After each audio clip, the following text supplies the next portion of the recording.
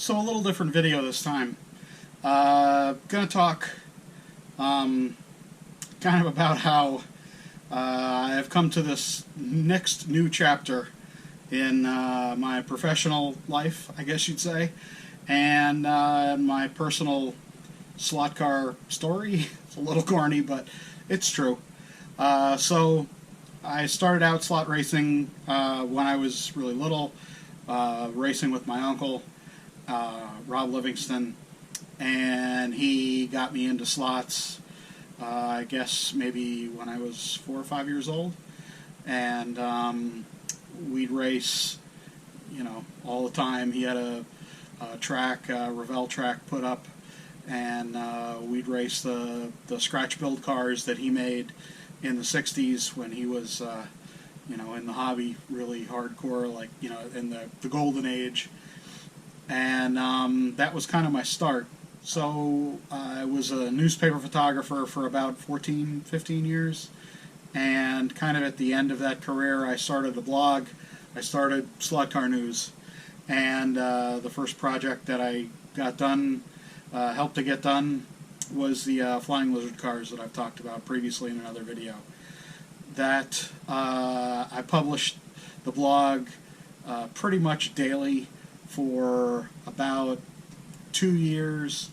I'd compile the news, the press release photos from the different companies. That got me contacts in the companies, and ultimately that got me the job with SCX.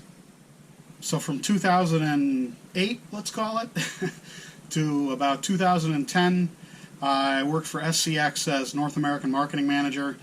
During that time, I got to do some of the cars that you see here, probably most notably, well, these cars, the Cudas, the Slot Burger car that we made for Harry Wise, to kind of thank him for all the work he does online, and the Earnhardt NASCARs, as well as Pro NASCAR.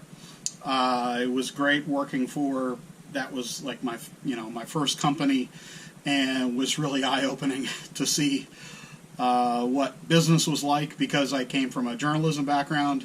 I essentially had no business experience. Well, I had no business experience, certainly not in the hobby business.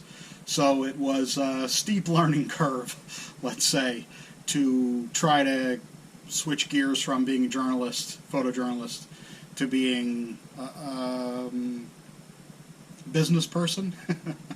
And it was a lot of fun. I helped build the SCX Worldwide website, and really helped hobbyists kind of see what was coming from SCX.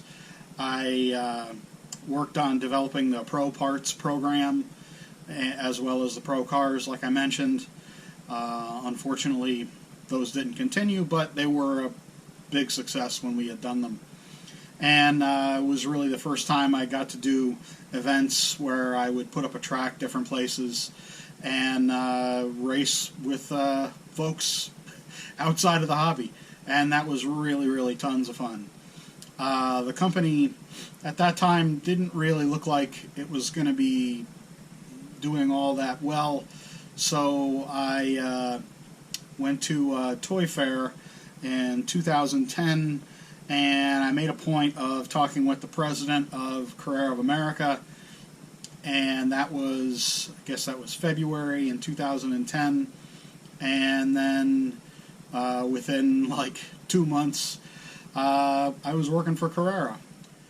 So from 2010 until 2017, I worked for Carrera as North American Marketing Manager, and I helped kind of get the word out to not only the hobbyists, but the general public as much as humanly possible, which is really my goal with, especially with the toy companies, the more toy-oriented companies, is that the cars that they make are really meant to be enjoyed by a very broad range of people, not just the hobbyists. Obviously, all slot car companies, in theory, do want to sell the hobbyists, because those are the most obviously predisposed people to want to buy slot cars. but the general public as well. So while I was at Carrera, I really worked on, obviously the priority for me is always to get as many American cars done as possible, because I've worked in the American market.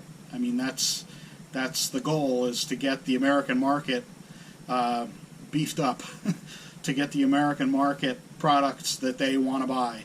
The Cheetah, the Cobra were molds that we did simultaneously. One of the early years that I was at Carrera, and I'm really pleased that I was able to get those cars done during my time when I was there. There's a lot of cars. I mean, over that time, Carrera would pretty much let me pick the American-oriented cars that were in the catalog. So, for a lot of that period, most of the cars that you see were cars that I researched. Notably, the Gold Trans Am that I've already talked about in another one of my videos, with my license plate from when I was when I was a college student, TMD 434. The car that my wife and I were dating in when we were in college, and it was cool to get that car done while I was there. A lot of the other things I had done, especially the events, I would do the Quebec Auto Show. I did the Formula One race in Montreal for a number of years. I did both events.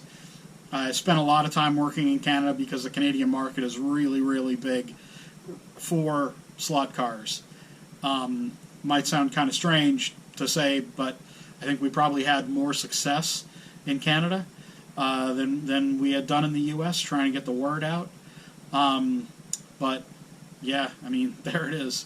So I did events for Carrera all over the U.S., as much of the U.S. as I could. We did the race with Cincy Slots, land speed record race early on in my time at Carrera. Done a number of events at the Corvette Museum in Bowling Green, Kentucky. We did a race with NASCAR on the beach during the final race at Homestead one year, where I took a bunch of my buddies down with me, and we went to Florida and put up a track under a tent in the sand on the beach with NASCAR.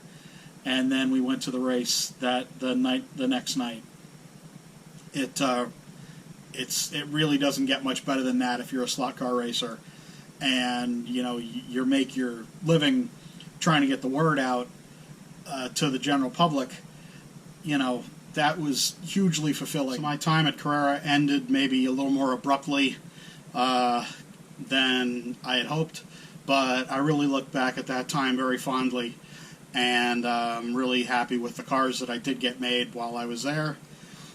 And I got left in 2017. The boss who I had at Carrera had moved to Hornby, so I started talking with him, and then shortly before, I think it was maybe 3 days before Toy Fair in 2018, I got hired with Hornby and started doing Scale Extra cars and Airfix and Humbrol and Corgi, and we distributed, or they still distribute, slot at Polycar as well.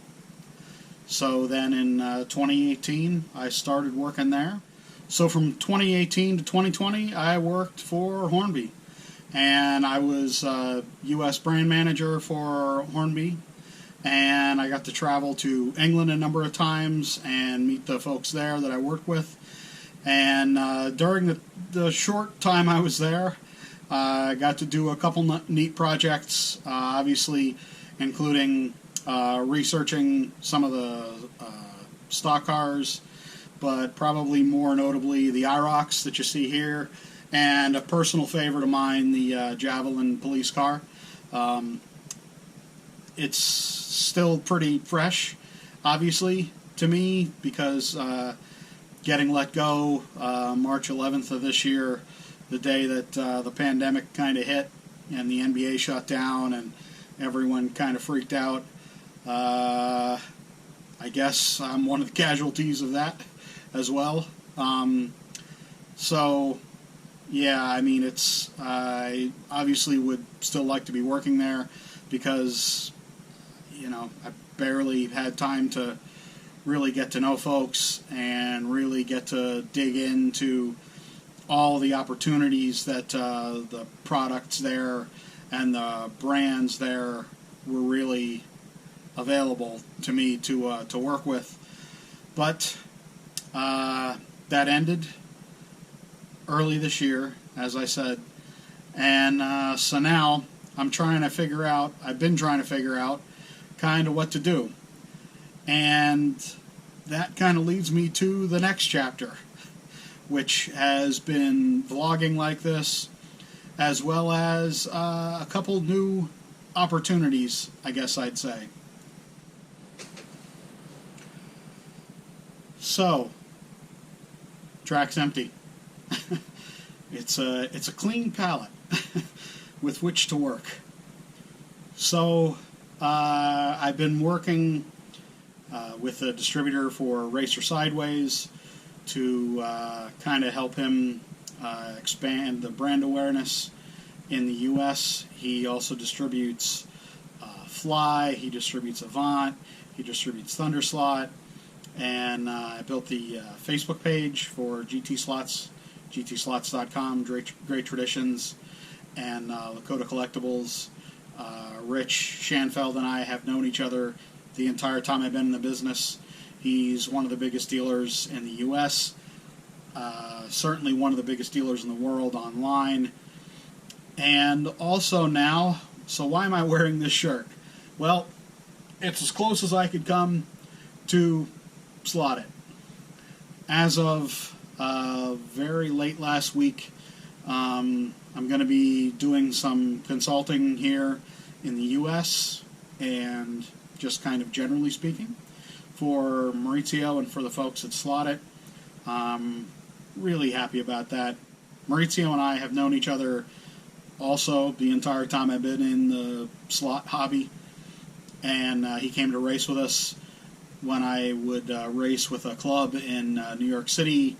I would get done shooting games at Madison Square Garden and go a couple blocks north and race with some guys at the New York, I forget what we called ourselves, Skirkney. It's New York Slot Car Racing Society, something like that. So anyway, I've known Maurizio for a long time, and he and I have talked over the years about projects, about the business, and I'm pleased to be able to be working with him and the team there, just to do, some posts online and some kind of awareness raising.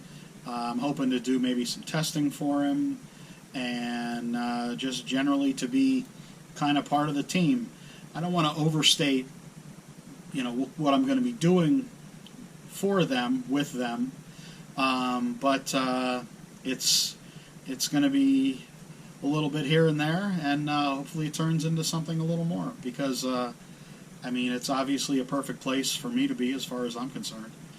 And yeah, so that's kind of leads us to where I am now. So a little different video today. I'm really happy to be able to kind of start this next chapter, and we'll see what we can put on the track.